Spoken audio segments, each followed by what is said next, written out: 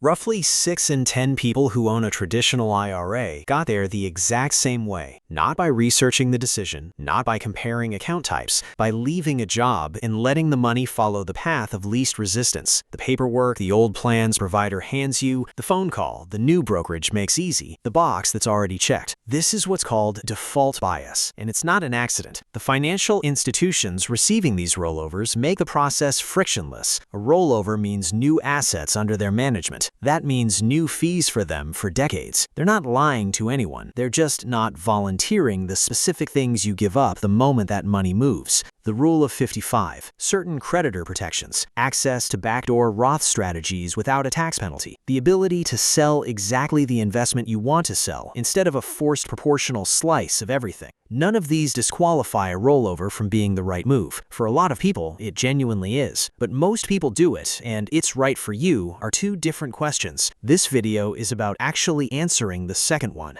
The IRA market in the United States holds somewhere around $13 trillion. Most of that didn't arrive through steady annual contributions. It arrived through rollovers, people leaving jobs and consolidating old accounts. Roughly 59% of traditional IRA-owning households have rollover assets from a former employer plan. The average rollover is around $95,000. The median is closer to $14,500. That tells you the range here is enormous. Some people are moving $15,000. Others are moving $500,000 or more. This happens in a decision that is largely permanent once made. You can't unroll a rollover. Once that money is in an IRA, certain doors close behind it. Let's be fair to the rollover first. For a lot of people, it's the right call. Investment freedom is the most obvious advantage. A 401k gives you whatever menu your employer chose. Sometimes it's genuinely excellent. Sometimes it's a handful of unfamiliar funds with mediocre performance. An IRA at a brokerage of your choosing opens up individual stocks, ETFs, bonds, REITs, and funds across every provider. There's a more specific version of this advantage worth naming precisely. Inside most 401k plans, if you take a partial withdrawal from an account holding multiple funds, the plan automatically sells a proportional slice across every holding. You don't get to choose. Want to sell only your bond fund and leave the stock funds untouched? A 401k typically won't let you. An IRA gives you full control over exactly which position gets liquidated. That's a meaningful and underappreciated difference once you're actually taking withdrawals in retirement. Consolidation matters too. The average American changes jobs more than a dozen times over a career. This can leave a trail of forgotten old 401ks. Some are quietly charging fees nobody's watching. Rolling them into one IRA genuinely simplifies your financial life. Roth conversion access is another real advantage. Converting pre-tax money to Roth during low-income years is one of the most effective retirement tax strategies available. You generally cannot execute a Roth conversion from a 401k still sitting with a former employer. Rolling it to an IRA opens that door. Estate planning flexibility rounds this out. IRAs typically offer more options for beneficiary designations in inherited account strategies than most 401k plans do. For a lot of people, one or more of these is enough on its own, but before acting on that instinct, it's worth understanding exactly what's traded away. The Rule of 55 is the biggest one. A surprising number of people have genuinely never heard of it. If you separate from your employer in the year you turned 55 or later, you can generally access that specific employer's 401k without the 10% early withdrawal penalty. This applies whether you are retired, laid off, or leaving for whatever reason. You'd still owe ordinary income tax, but the penalty is gone. Roll that money into an IRA, and this option disappears. IRAs carry early withdrawal penalties until 59.5. That's full stop, regardless of what applied to the 401k it came from. One important precision here. The Rule of 55 applies specifically to the plan of the employer you most recently separated from at 55 or older. It does not apply to every old 401k you've ever had sitting around. If you take another job after that separation, old accounts from prior employers don't automatically inherit that same penalty-free access. There's a lesser-known third option worth knowing about. It sits between rolling to an IRA and leaving it where it is. Many current employer plans will accept an incoming rollover from a prior employer's 401k. Consolidating an old 401k into your current job's plan can preserve Rule of 55 style access. This happens once you eventually separate from that current job at 55 or later. You still get the benefit of having fewer scattered accounts. This is exactly the kind of thing worth planning years in advance. You don't want to realize it after the fact.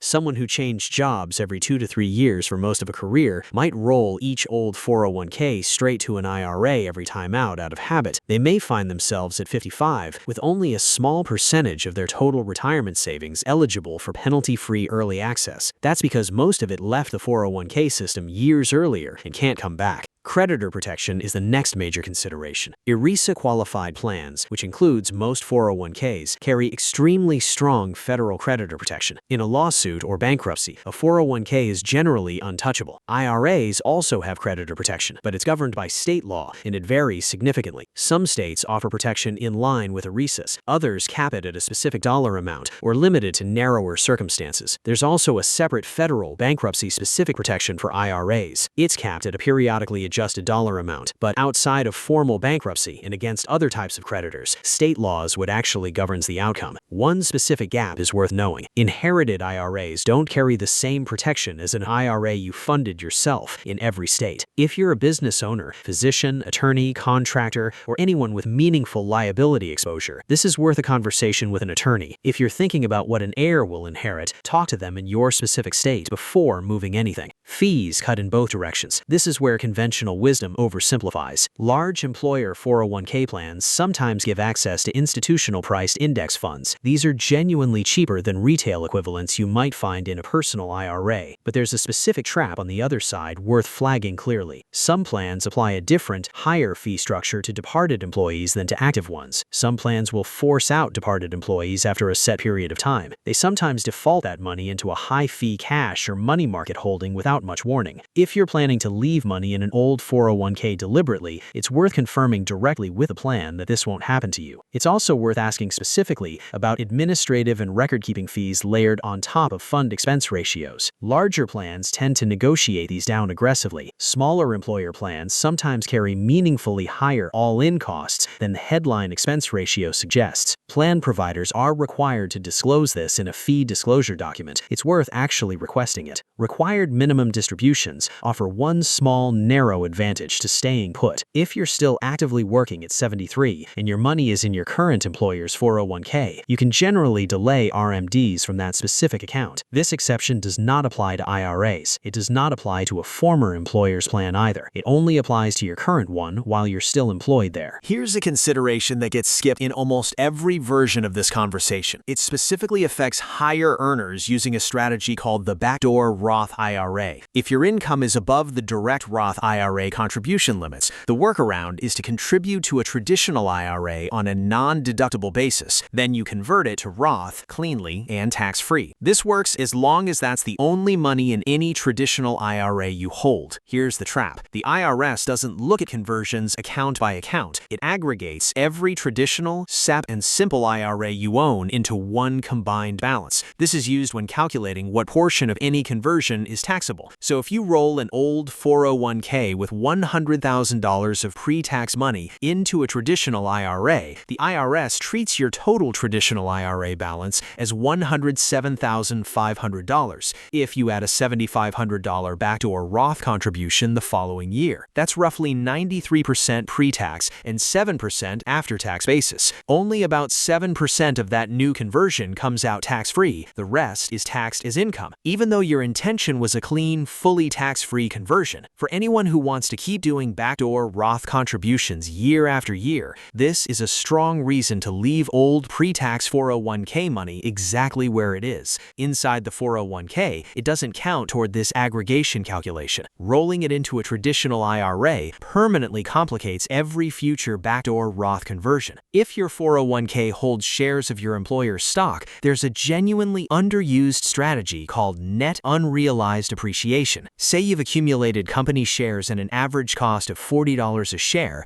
and they're now worth $200. That $160 per share of growth is unrealized appreciation. Roll those shares into an IRA along with everything else. Every future withdrawal is taxed at your ordinary income rate. Use the net unrealized appreciation strategy instead. You take the shares as an in-kind lump sum distribution rather than cash. You pay ordinary income tax only on the original cost basis. When you later sell the shares, even immediately, the appreciation is taxed at long-term capital gains rates. That's 15% for most people, sometimes 20%, sometimes 0. The gap between a 32% ordinary rate and a 15% capital gains rate can be enormous. This applies when looking at several $100,000 of accumulated growth. This strategy requires a full lump sum distribution from the plan in a single tax year. It has specific execution rules. It's worth a real conversation with a tax advisor if it applies to you. Once those shares move to an IRA, this door closes permanently. Some 401k plans allow after-tax contributions beyond the standard pre-tax and Roth options. This is money you've already paid tax on, separate from either bucket. Roll that after-tax portion specifically to a Roth IRA. The growth converts cleanly and continues to compound tax-free. But if that after-tax portion isn't tracked and properly reported on IRS Form 8606, the IRS has no way of knowing it was already taxed. You can end up paying tax on it a second time when you eventually withdraw it. Withdrawals from an IRA holding a mix of pre-tax and after-tax money come out pro-rata. They don't come out as after-tax dollars first. This needs to be tracked precisely before you ever move the money. You cannot reconstruct it afterward. One more consideration catches people off guard. If you have an outstanding loan against your 401k when you leave the job, that loan generally comes due within 60 days of separation. Sometimes it's sooner. If you can't repay it in that window, it's treated as a taxable distribution. That means ordinary income tax plus a 10% penalty if you're under 59.5. This feels like something that could never happen to you. That is, right up until a sudden layoff leaves you with a $25,000 balance to figure out. You have to figure it out in the middle of everything else a job transition involves. If there's an outstanding loan, the repayment timeline needs to be part of the rollover decision from the start. Most people make six-figure financial decisions on a phone screen while distracted.